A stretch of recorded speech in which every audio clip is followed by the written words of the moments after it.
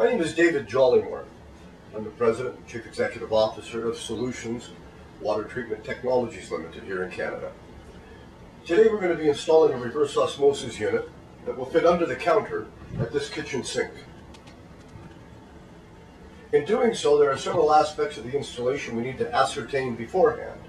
First, that the equipment has room under the counter to fit, the type of pipes we're looking at, the type of drainage that we'll be connecting to, and both the counter space on top of the counter and the clearances underneath that are necessary to complete the installation.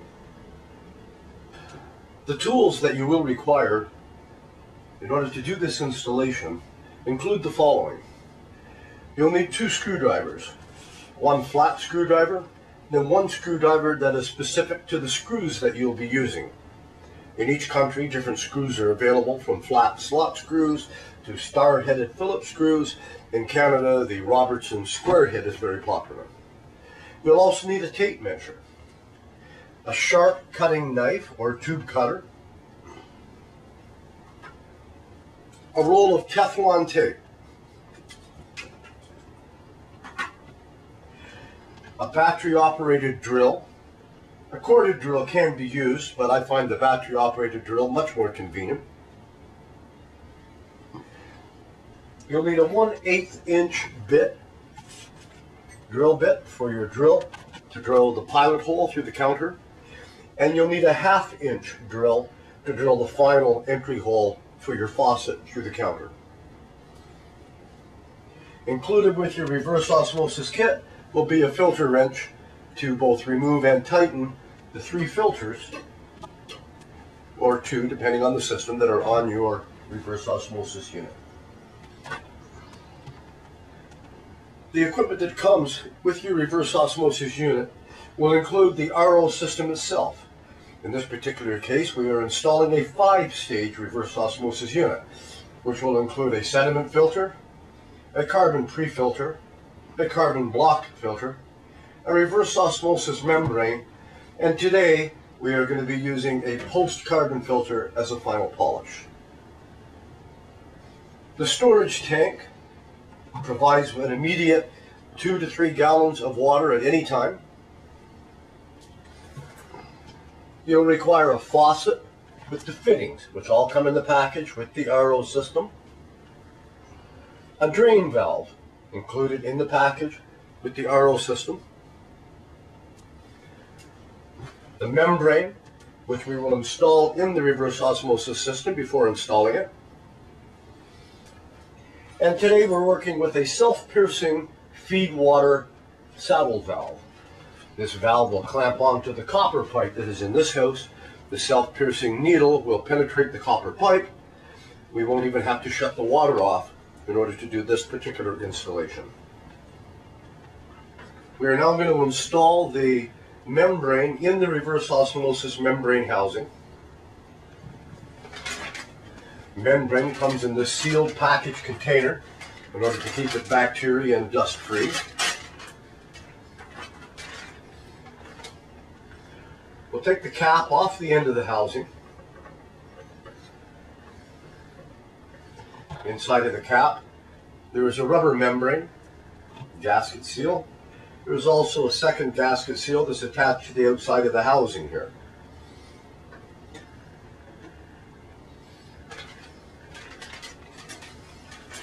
We'll take the membrane out of the plastic package and slide the membrane with the gasket out, because it will provide the seal, into the housing.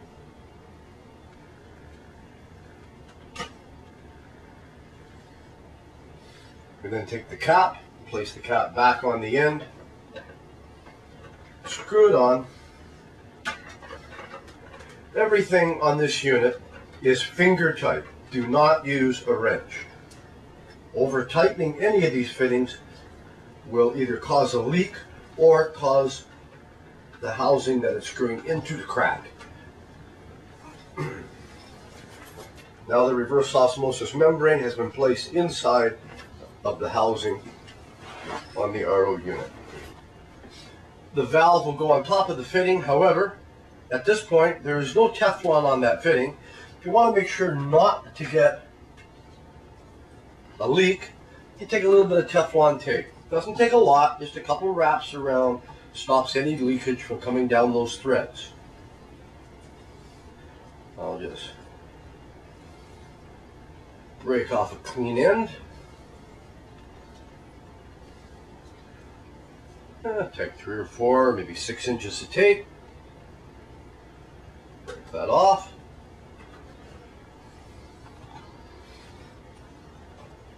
Apply your tape in the same direction that you would apply your fitting. So you go on in a clockwise direction, of course. If you apply your tape in the opposite direction, the fitting will tend to push the tape and bunch it up. There's 2 wraps. I have 3 wraps around that fitting. By smoothing it down. Again, apply your tape in a clockwise direction, the same as when you would put on the fitting. That in the same direction you put the tape on. It won't cause the tape to bunch up. As I mentioned earlier, all fittings go on finger tight. You don't have to wrench them down. The tape is giving you the seal.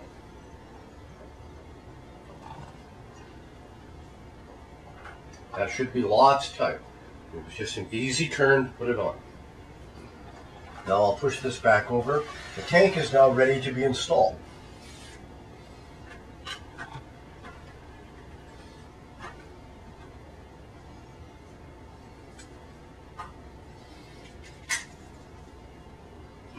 We have 4 hoses here. A black, a white, a blue, and an orange. Each of these hoses will be approximately 3 feet in length. There may be the occasional time when you will need a longer hose, especially on your feed hose.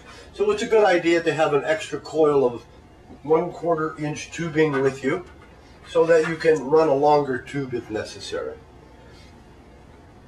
The black tubing is the feed line, which will come from the pipe where your water is coming from. See the black insert on this end? The black insert, the black tubing. That tube will go into here and will come from your self-tapping needle valve, which will be on your feed water line. The blue tubing. The blue tubing, as you can see, carries the water around inside of your reverse osmosis system. It's on the feed side. The blue tubing will also feed the water to the tank and from the tank. The blue tubing will go from the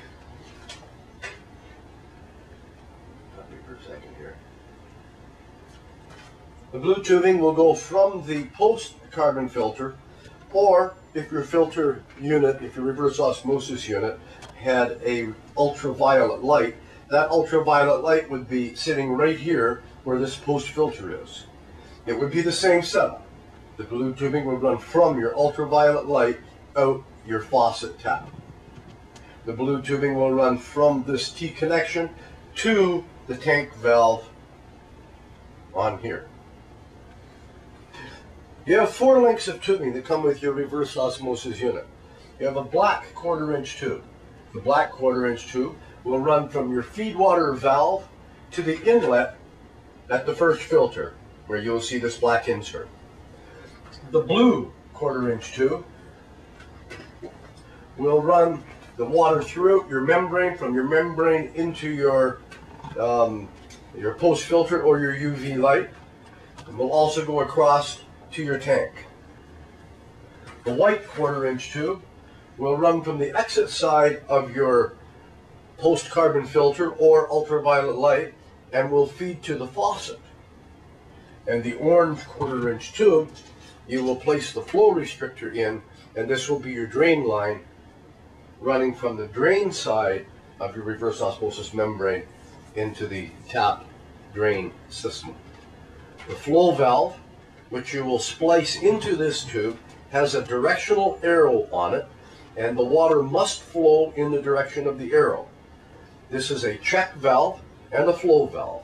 It stops water from flowing backwards. This is your dirty water, your drain water. It stops the water from flowing backwards up into the system, and it also provides a restriction on the amount of water going out to drain.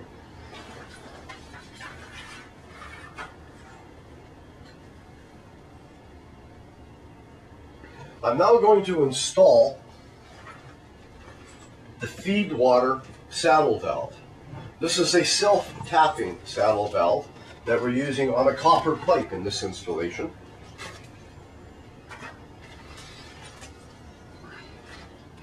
This is a self-tapping needle valve. This little handle on top is what turns the needle into the valve to pierce the pipe, and then later, when you turn it back out of the pipe, it releases the water, which will then come through the valve and into your system. We'll now take the black feed water fitting and the compression nut that comes with your saddle valve. Take the closed end of the nut that the smaller hole is, not the threaded end, and put that over your black tube first, just feeding the nut on far enough so that the black tube just squeezes out the end of the nut here. Not much more than flush, just slightly protruding. Then you take the flared insert that comes with your package. You put the flared insert inside of the tube, and you push the flared insert down into the tube. I take the flat end of a wrench to do this.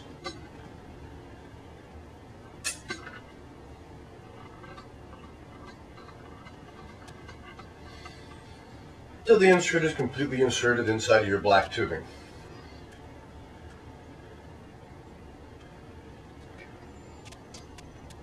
Okay. We'll now take the valve itself, and on the side outlet of the valve, we will place it over the tube. We'll push the nut up onto the valve and screw it on just finger tight. We'll tighten it with a 1/2 inch or a 13mm wrench later. Okay, it's now in place. You can see the tube protruding out this end just slightly.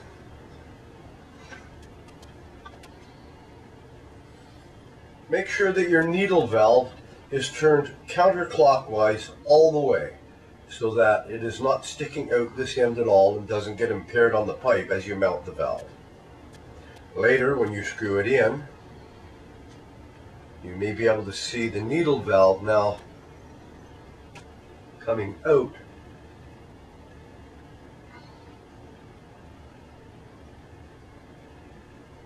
as it would go into the pipe. Then later we would back that valve out, releasing the water through the feeder tube into the reverse osmosis unit. Now I'm going to screw this valve all the way back out counterclockwise so that it is not protruding out of the entry end. I'm now going to take the section of the saddle valve that has the hole in it. I'm going to place that over the threaded insert end, just carefully, being careful not to cross thread it.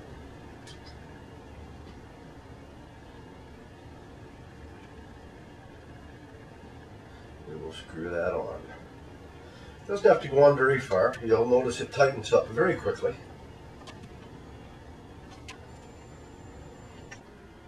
When you screw the saddle valve onto the framing which holds it, you should screw that valve through so there's about 1/8 to 1/4 of an inch protruding through the saddle that will actually come in contact with the pipe.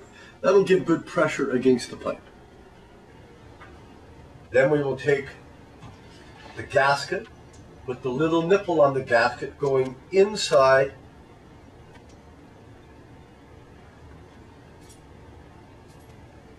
the needle valve. Again, the nipple on the gasket goes away from the pipe and inside the needle valve, like that. This is now ready to go on to the pipe fitting.